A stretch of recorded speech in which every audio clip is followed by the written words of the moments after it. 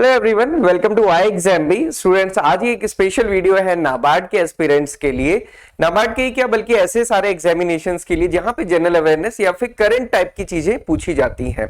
तो एक common query हमेशा आती है और स्टूडेंट्स पूछते ही हैं, हालांकि ऐसा नहीं कि अभी है, ये एग्जाम के पहले तक बनी रहती है कि सर करंट अफेयर्स वाला जो पार्ट है, चाहे एआरडी है, ईएसआई है, जनरल अवेयरनेस है, वो कितने महीने तक हम कवर करें। ये एक हमारी जनरल क्वेरी रहती है और उस टाइम पे बता पाना भी बहुत मुश्किल होता है, क्योंकि अगर आप कहेंगे कि 2 या 3 महीने और क्वेश्चन उससे पहले का है तो फिर एक वो डिफिकल्टी है। बट अगर आप प्रीवियस पेपर के पैटर्न देखेंगे और कुछ चीजों को एनालाइज करेंगे तो आपको पता चलेगा कि कैसे आपको करंट अफेयर्स को कवर करना है, और वो एक सही तरीका भी है जिससे करंट अफेयर को कवर किया जा सकता है। वो आज हम डिस्कस करने वाले हैं। तो इसमें केवल जनरल अवेयरनेस की बात नहीं है कि current affairs related to agriculture and rural development, economic and social issues और जनरल अवेयरनेस वाला जो पोर्शन है वो आप कैसे कवर कर सकते हैं। सो आपको पता है कि हमारे पास जो मेन मेरिट वाला पोर्शन है नाबार्ड के एग्जामिनेशन में, general awareness, ESI and ARD, तीनों में ही अगर आप देखेंगे तो जो डायनामिक पार्ट होता है या फिर जो करंट वाला पार्ट होता है उससे क्वेश्चंस बहुत ज्यादा देखने को मिलते हैं।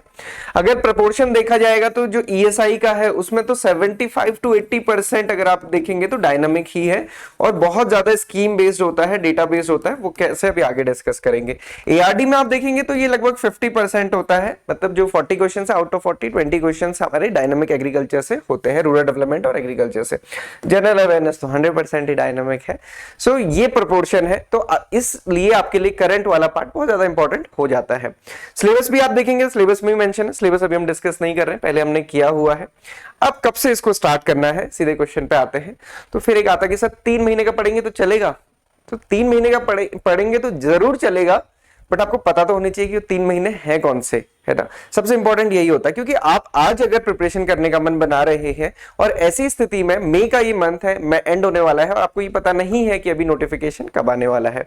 सो जनरली ये तब होता है 3 मंथ्स की जो आपकी एग्जाम की डेट है। मान लीजिए आपकी एग्जाम की डेट है 1 सितंबर, तो आप 1 जून से भी अगर स्टार्ट करते हैं, जून, जुलाई एंड अगस्त, तो ये सफिशिएंट होता है। और ये इसलिए भी सफिशिएंट होता है क्योंकि जब हम करंट पढ़ते हैं उसका एक मेन सोर्स पीआईबी होता है, और जुलाई और अगस्त के टाइम पे आप देखेंगे तो यहाँ पे जो पार्लियामेंट का है वो मॉनसून सीजन होता है।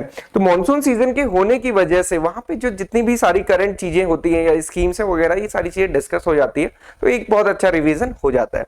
इसलिए ये वाला पोर्शन, ये 3 महीने इंपॉर्टेंट होते हैं।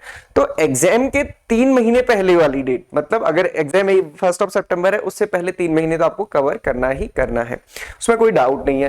देन नेक्स्ट चीज आती है कि सर 6 मंथ। तो 6 मंथ भी अब देखिए क्या होता है ना, एक जनरल सी चीज मैं आपको बताता हूं। एआरडी का मैं एग्जांपल ले रहा हूं।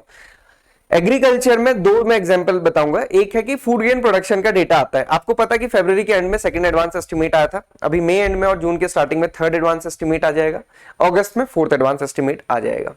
अब अगर आपका एग्जामिनेशन सितंबर में है तो डेफिनेटली चांसेस है कि आपसे फाइनल एस्टिमेट से ही पूछा जाएगा, जो कि अगस्त में आया।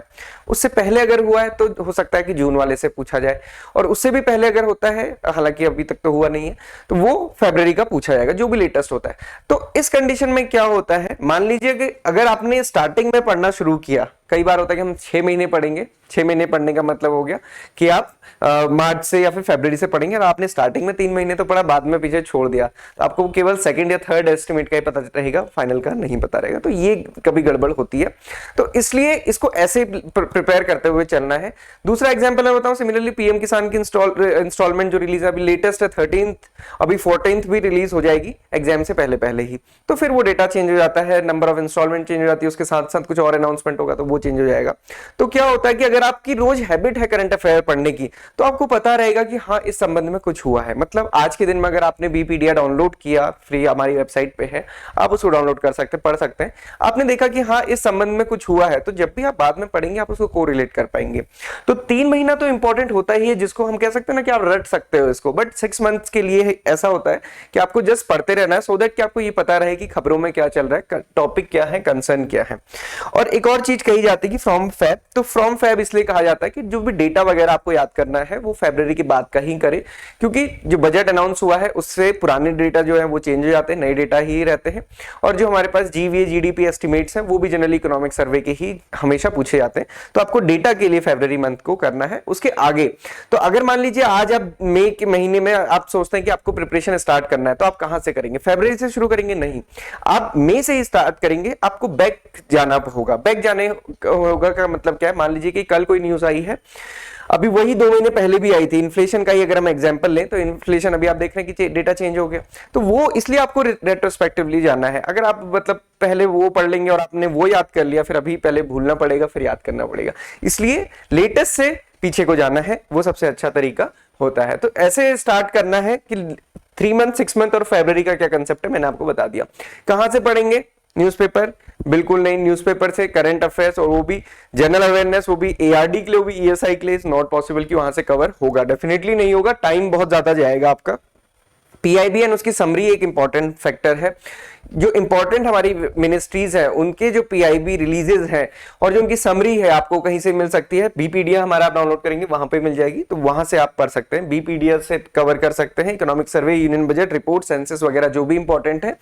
जो सिलेबस में मेंशन है केवल वही पढ़ना है, ऐसा नहीं है कि कहीं कुछ भी मिल गया और कुछ भी पढ़ लिया, तो ये थोड़ा सा ध्यान रखना है। सिलेबस हमेशा साथ रखिए। तो मैं आपको जैसे दिखाऊं कि जनरल अवेयरनेस जो हम अपने कोर्स में भी देते हैं वो क्या चीजें हैं। देखिए बीपीडीएफ ये आपको फ्री भी मिल जाएगी, तो आप हमारी वेबसाइट पे जाके इसको डाउनलोड कर सकते हैं।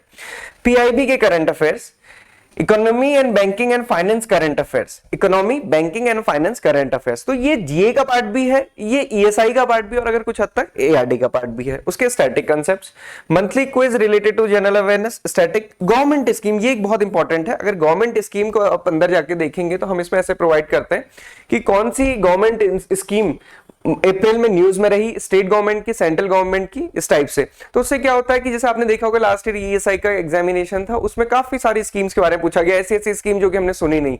तो वो इसीलिए होता है क्योंकि हम सारी न्यूज बहुत अच्छे से ध्यान नहीं देते, तो इसलिए हमने उसका एक सेपरेट सेक्शन बनाया हुआ है, सो दैट कि ऐसी कोई भी चीज ना रहे कि जो कवर ना हो। Budget, economic survey, important reports, review of Kurukshetra, तो इससे कॉम्प्रिहेंसिव स्टडी हो जाती है और जिससे कि आपकी सारी चीजें लगभग कवर हो जाती हैं। तो ये आपको करना है। बीपीडी आप देखेंगे, डाउनलोड करेंगे, आपको ये सारे टॉपिक मिल जाएंगे।